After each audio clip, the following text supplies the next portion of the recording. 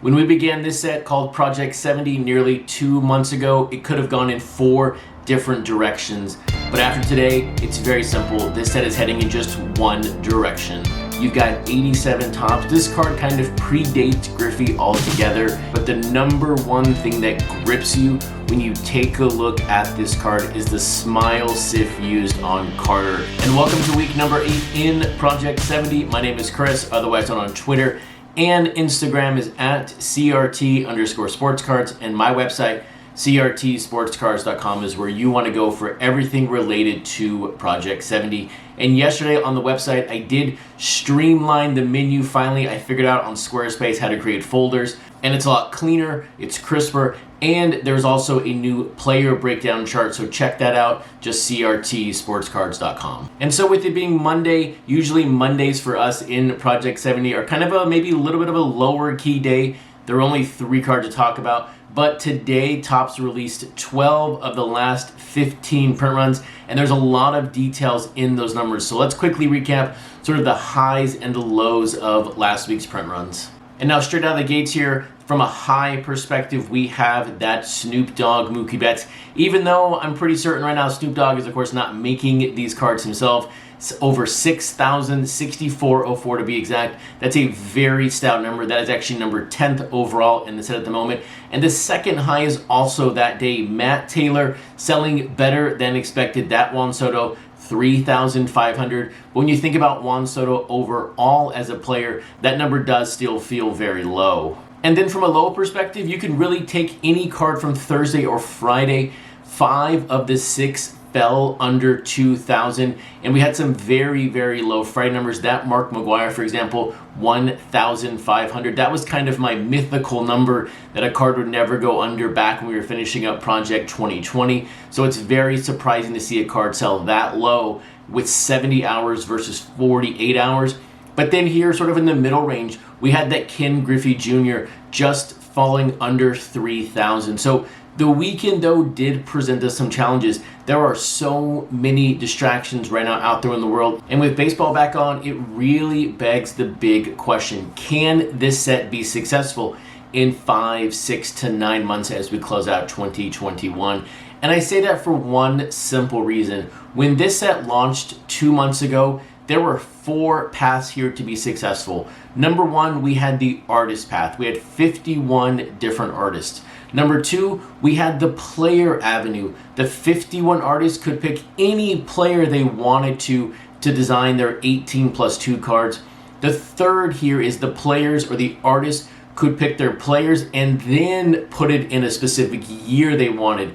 So not only did you have success in players and artists, you could be successful in the year. And then if that wasn't enough for you, the other avenue of success could have been the team. So if you had the right artist, pick the right player from the right year with the right team, you could have been insanely successful. But as we enter into now 10% of the set, it really feels like we're closing 3 of those paths, and this set is only destined to be successful by going down one single path. So now let's use the 3 cards that released today, and I'll walk everyone here through every path that I thought would be a successful one and explain where I'm going with this point. First up here, we have OZZY Smith by Imsbands. This is now OZZY Smith's 2nd card in the set after his recent release from FDOT. This is also Imsbands' 2nd release in Project 70. But what is the first thing you see when you see this card? This, of course, is the wristband. This is what Imsbands is famous for. But the number one characteristic that stands out to you is this is 1963 Topps. And I'll ask you a question here. How is this 1963 Topps? When you think about a 63 Topps card, this really isn't a card designed in 1963. Now, if the artist wanted to say this is what 63 should have looked like, that makes a lot of sense. But when you think about drawing fans into the set here, we're trying to draw fans of 63 into the set. How is this going to draw fans in? So when I take a look at people who want cards based on the years, this is when I see that path start closing up. And now in the same vein as that OZZY Smith is not 1963 Topps, here is a card that nails the year perfectly. And I also don't want to have anyone accuse me of trying to stunt the artist's creation here or their mind around these cards. Everyone is going to have their own inspiration for every single year. But when you think about this card specifically, 1952 Topps Mickey Mantle, this is the card. When you take a look at the other path here of being successful in Project 70, what is the number one characteristic on this card when you look past Mickey Mantle? This is a New York Yankee card. And this, of course, is the Yankees' 22nd card in the set. And I really hope Yankee fans here are maybe very wealthy here, because they have to have very, very deep pockets to afford every single card so far in Project 70. Because right now, if the trend holds, this is going to cost them about $4,000 when you think about 200 cards at the end of the day when you have over 1,000. So we'll see how that goes. But more importantly here, when there are 22 Yankees and 102 cards, that means there are so many teams out there right now with 0 cards. And if I'm a Colorado Rocky fan, if I'm a Tampa Bay Ray fan, am I checking Project 70 drops every single day? Absolutely not. Right now, I have nothing in this set for me. I have 0 skin in the game. I gave up weeks ago. And at the same time, I'm not saying every team needs to have the same amount of participation at the end of the day, but we do have that team path closing up, because right now, 10% into the game, we either have everything or we have nothing. So if you're a Rockies fan looking for a 1991 Topps card right now, unfortunately you don't have a card yet. But when you take a look at the next 2 paths, and this one card really embodies both of the next 2 paths. You have player and you have artist. Number 1 player here, we have Jerry Manuel, a player here who hit 150 in their career, had 3 home runs. Is there a single Jerry Manuel fan out there looking for a card in Project 70? If you had Jerry Manuel on your bingo board, you win the whole set for free from somebody other than me, because this is not a player we expected to see in this set. And this speaks right here to the player path being not an avenue of success at this moment. There are so many players in the game. And look, Jerry Manuel is in this set for a reason. There is a very, very strong connection to Don C here. We'll get to that here in a second. But when you have so many players, you don't really have a true focus. It really feels scattershot at the moment. You are not checking this set every single day.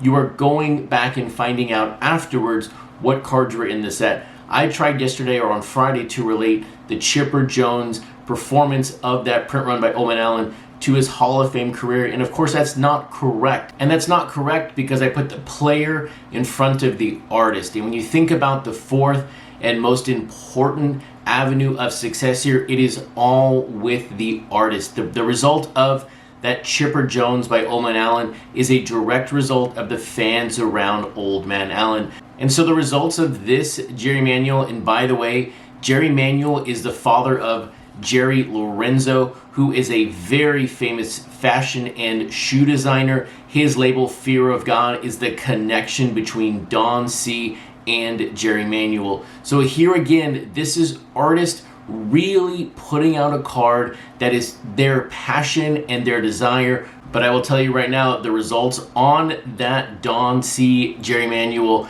is not looking too good, because I was able to purchase an artist proof on the Topps website, I think like 5 or 6 hours after the card went live on the servers. So when you think about the artists are the true measure of success in the set. If an artist stays engaged with the community, their set is ultimately going to win. We check the website every single day to see what artists get released. The player, the year, the team is all secondary. I really hope the artist can maintain sort of the enthusiasm and the excitement all year long, because right now this is our only avenue of success. And the biggest challenge we have right now is that attention span. Right now, with cards releasing every 3 to 4 weeks, because the set is so expansive, there is a very, very easy opportunity to get distracted. And what is the number one distraction right now for these artists? Just look at Blake Jamison's video tonight. NFT, NFT, and then some project news. So we're just really in a different ball game this year versus last year, where last year it was really laser focused on the 20 players. That's what drew us in. We then fell in love with the artist. But this year, you have to fall in love with the artist first to follow the set because it is so big. There are so many random teams, players, and sets. So it's going to be interesting to see how the next 100 cards go. But with the insane focus right now on NFTs, I really hope the artist can stay focused on the set because we need them to make this set as successful as it can be. And that wouldn't be a Monday show without a free giveaway here on one of the 3 cards that released today. The card today that I'm giving away for free, you must be nearest the print run without going over, and number 2, you must be subscribed to the channel. So if you're not subscribed, hit that button below, and also put your comment below for the print run guess on that Mickey Mantle by Andrew Thiel. I want to give away a foil version of this card, so I really hope I find one because this is the best card of the day and it is everything we are looking for in a Mickey Mantle version in Project 70. With that, have a fantastic Monday evening. I'll see you back on Wednesday night for episode number 23 of the Project 70 show.